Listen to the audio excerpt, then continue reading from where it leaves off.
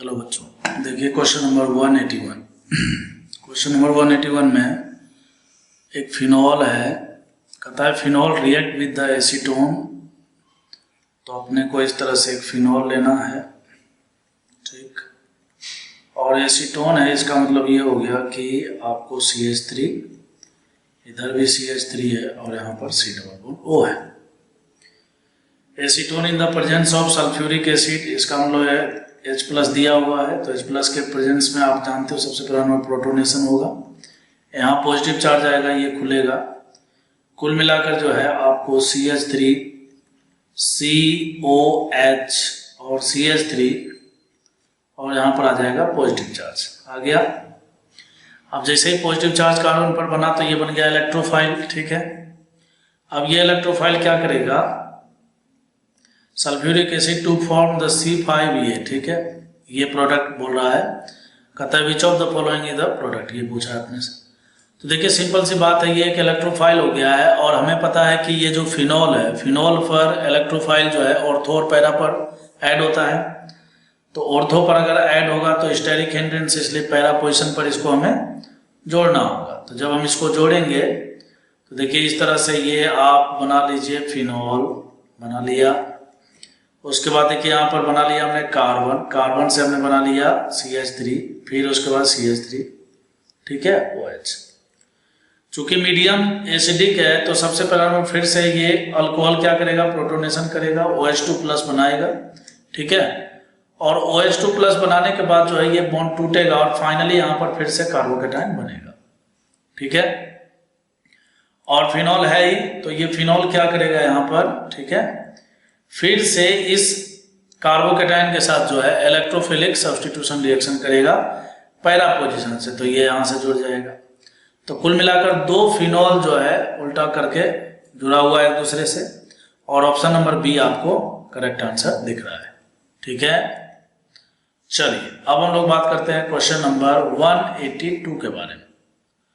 182 में देखिए दिया हुआ है heating benzene the large access of the 80% D2SO4, ठीक है। तो वही बात है, बेंजीन दे दिया और बेंजीन है तो आपको पता है यहाँ हाइड्रोजन है और ये D प्लस और DSO4 माइनस बेस है।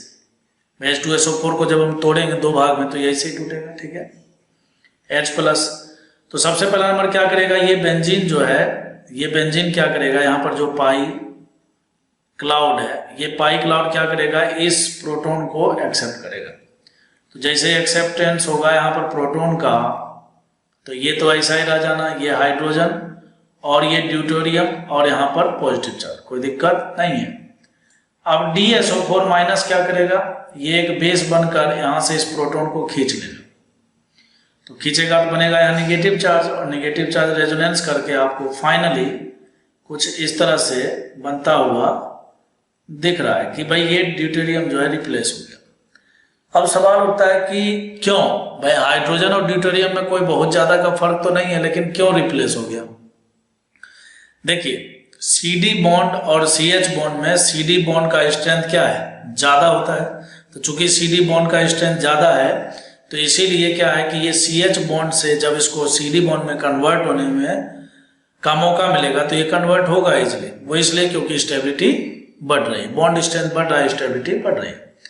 तो यही काम जो है यहाँ पर देखिए एक्सेस अमाउंट में किया हुआ है। तो एक्सेस अमाउंट में है, इसका मतलब जितने भी हाइड्रोजन है, all hydrogen will be replaced by deuterium. तो आंसर विल बी डी।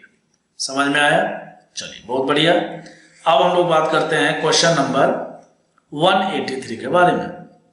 183 में बच्चों दिया हुआ है सॉल्यूशन ऑफ द साइक्लोहेक्सीन। तो साइक्लोहेक्सीन हमने बना लिया इस तरह से इन बेंजीन, ठीक है। तो एक बेंजीन भी ले लेते हैं, चलिए ठीक है।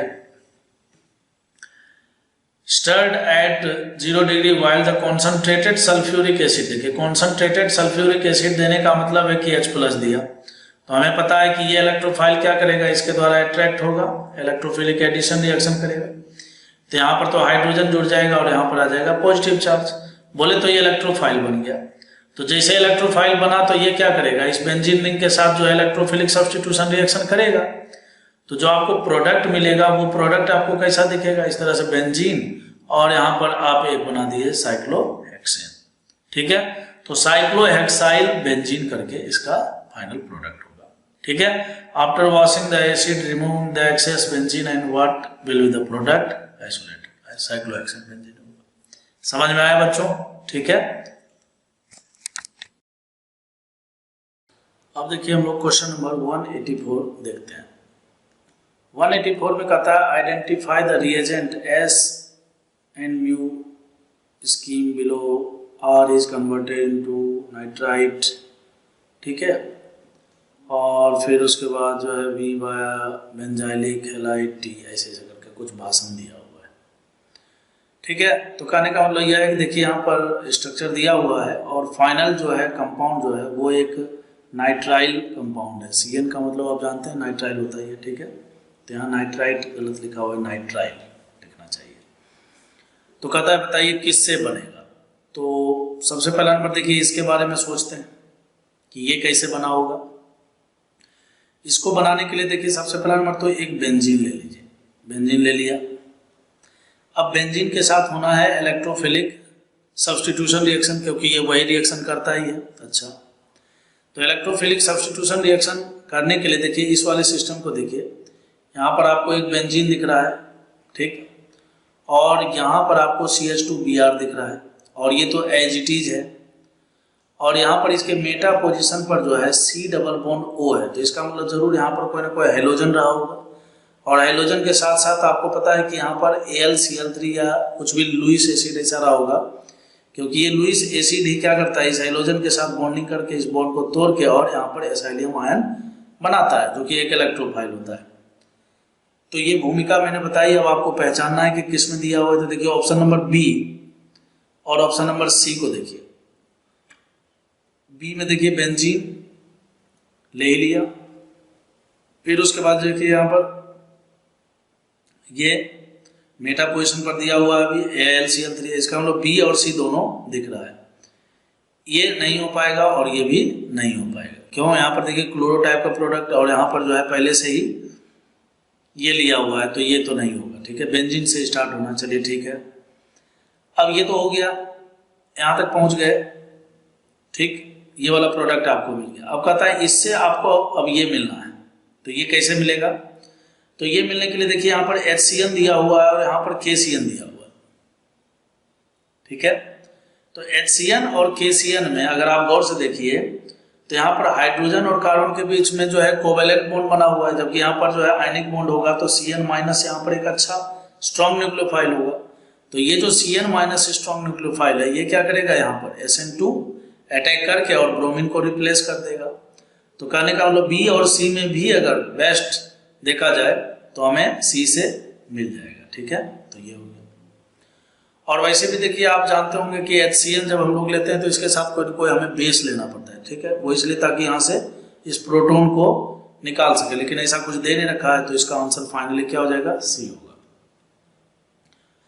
अब देखिए बच्चों क्वेश्चन नंबर 185, ये भी कुछ वैसा ही दिख रहा है, ठीक है। अभी मैंने आपको बताया तो दिया ही था कि आपको क्या करना चाहिए। सबसे पहला नंबर एक बेंजीन रिंग लेना चाहिए, ले लिया, जो इसको हम देख रहे हैं। और बेंजीन से देखिए यहाँ पर जो है ये और ये दोनों ग्रुप को देखिए। तो सबसे पहला नंबर आप क्या कीजिए, एक मिथाइल यहाँ पर लगा लीजिए और इसके मेटा पोजीशन पर CO और Cl, ठीक है। मतलब होना चाहिए COX कुछ भी हो सकता है, जनरली COCl ही होता है, लेकिन यहाँ से इलेक्ट्रोफाइल बनाने के लिए आपको क्या है कि एक लुईस एसिड AlCl3 भी होना चाहिए। तो देखिए अब पहचानते हैं यहाँ पर, अगर आप ऑप्शन नंबर 3 को गौर से देखिए तो बेंजीन है और बेंजीन के साथ ये दिख रहा है और AlCl3 भी दिख रहा है, ठीक है। तो AlCl3 क्या है कि एक स्ट्रॉन्ग लुईस एसिड होता है, ठीक है। और यहाँ पर देखिए ZnCl2 है, लेकिन ये तो पैरा पर है, तो पैरा वाला तो होगा नहीं। क्यों? क्योंकि यहाँ पर देखिए मेटा सब्स्टिट्यूटेड प्रोडक्ट ही इलेक्ट्रोफिलिक सब्स्टिट्यूशन रिएक्शन कर रहा है, तो डी नहीं हो पाएगा। यहाँ पर कौन सा हो जाएगा, सी होगा। तो एक प्रकार से क्वेश्चन नंबर 184 और 185 जो है दोनों एक ही जैसा था, एक ही मैकेनिज्म पर बेस्ड क्वेश्चन था, ठीक है।